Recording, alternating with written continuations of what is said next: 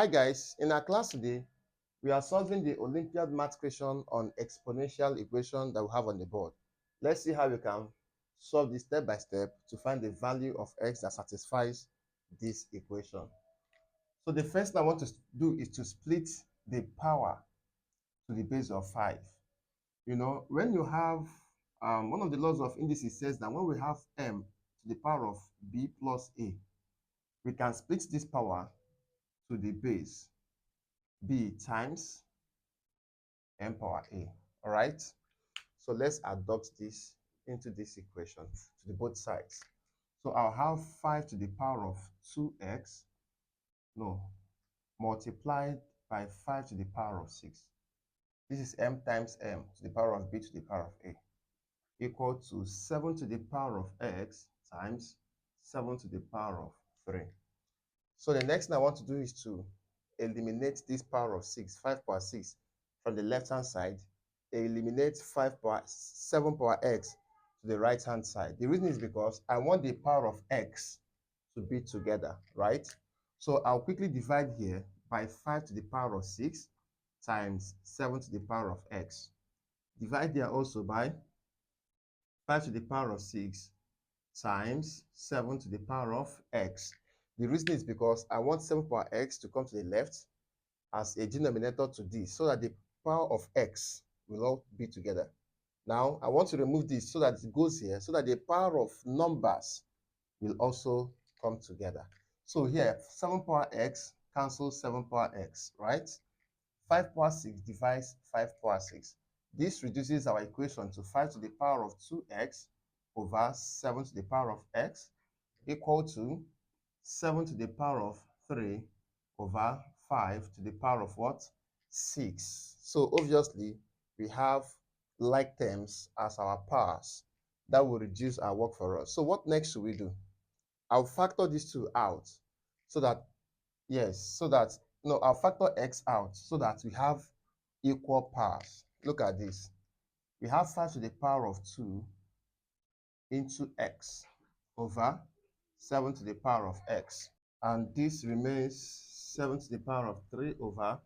I will also want this power to look like this. So I can factor 6 into 2 times 3. 2 times 3 gives you 6. So we have the same thing here. Now over here, you see that 5 to the power of 2 gives you 25, right? So I'll have 25 to the power of x over 7 to the power of x. I had to split the power into this and this. Squared 5, I got 25. And this is equal to, write down 7 power 3 over 5 squared is 25. So I have 25 raised to the power of 3. The 3 remains there. Now, this question has landed us to fractions that look alike, but not very alike. Because here we have 25 over 7, and here 7 over 25. So first of all, let us factor the powers. One of the laws of indices also says that when you have m over n, and this has the power of x as well as this power of x, what you do is to factor out the powers as common power, right? So just factor the power as common power. I'll do that here now as well as here. So this is 25 over 7 all to the power of x equal to 7 over 25 all to the power of 3. Now, if the fractions are similar fractions, if they are equivalent or the same, I would have equated their powers. But here we have 25 over 7, 7 over 25. So let's find a way to make these two fractions to become equal. Now, let me introduce another initial law to you. One of the laws of indices says that when you have 1 over x, the inverse of it is x inverse 1, or that's x inverse, or x to the power of minus 1, right? If I have, let's say, 2 over 3 raised to the power of negative 2, or let's say negative 1, I can flip 2 and 3, and it becomes 3 over 2. Then the power of negative 1 goes. That is the inverse or reciprocal of the fraction. Okay, so we can adopt that here. What it means is that if I have, let's say, 4 over 5, I can flip 5 over 4, introduce inverse.